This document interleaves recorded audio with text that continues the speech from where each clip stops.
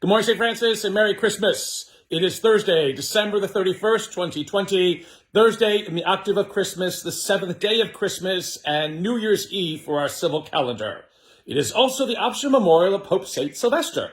Who was Pope St. Sylvester, you might ask? Well, he has the distinction of being the Pope who was alive during the time when Constantine, the Roman emperor, decided to stop persecuting Christians. Now, many a legend has arisen around this little Pope Sylvester, who we know very little about, that he was the best friend of Constantine, that he baptized Constantine. Most of this is not true, unfortunately, especially the idea that he baptized Constantine because Constantine, in his wily nature as a Roman emperor, waited until his deathbed to be baptized, and he dies in 337, Sylvester in 335. Unless Sylvester came back as a ghost to baptize Constantine, there is no possibility that he was able to do so, and we don't really know who baptized Constantine at all. But beside that, it is always remembered in many Christian countries that the 31st of December is known as Sylvester, because it honors this Pope who was alive during this great transition of our Christian faith as we move from one civil year into another. But for us, it is something more as believers. Because while it is the civil New Year, the civil New Year's Eve, for us we have to remember as people of faith that our New Year's Eve was November the 30th, as we moved into December the 1st, the first Sunday of Advent. We have already been in a new year of belief, a new year of faith. And as is always the case, our society and our culture run to catch up with us as people of faith, celebrating almost a month afterwards, the civil New Year. And whereas there may be, as we move from 2020 and its extraordinary nature as a year into 2021, there will be many prayers and many hopes for a better life, for a better tomorrow, for a virus-free 2021, a year of health and hope, a year of better things, a year to forget 2020. And yet many of those times, those hopes and those wishes are based solely upon our own actions, our own abilities to respond or not respond as human beings to what is around us.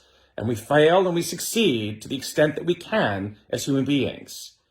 But for those of us of faith who are already in a new year, we know that what hope is, what love is, what courage is, what wisdom is, comes not by our own deeds, comes not by our own actions or own accomplishments.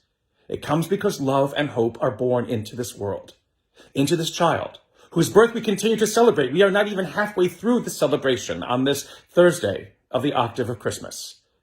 We still have yet to celebrate more and to remember what this child's birth means for us, not just as believers, but as human beings. And so today's gospel is basically a reiteration of the gospel that we hear on Christmas Day, where the Word becomes flesh and dwells among us. But on this 31st of December, as we move into the movement of the civil year from 2020 to 2021, we are asked perhaps to reflect upon what John says in his gospel about the Word becoming flesh, that to those who accept this Word becoming flesh, this God who dwells within us, we are given the courage and the power to become children of God. And what does that mean for us and for this world?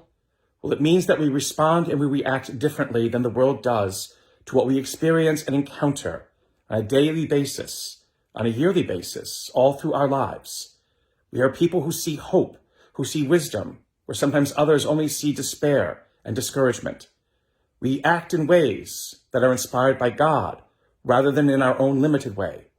We try to do what God asks us to do and what God asks us to be in this world, even though it may seem ridiculous and silly to do so at times. That is the hope that our belief offers to a world as it moves into its own new year, trying to catch up with the year that we have already begun in faith.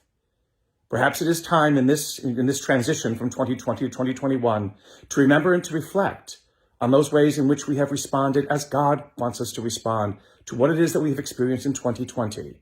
Not to use our own ways of responding as God's ways, but to have the courage and strength to listen to what it is that God asks us to be and who we must be and what we must be for this world that needs our witness. May that reflection inspire us as we move into 2021 to be ever more faithful to our call to be light in this world. And may the Lord give you peace.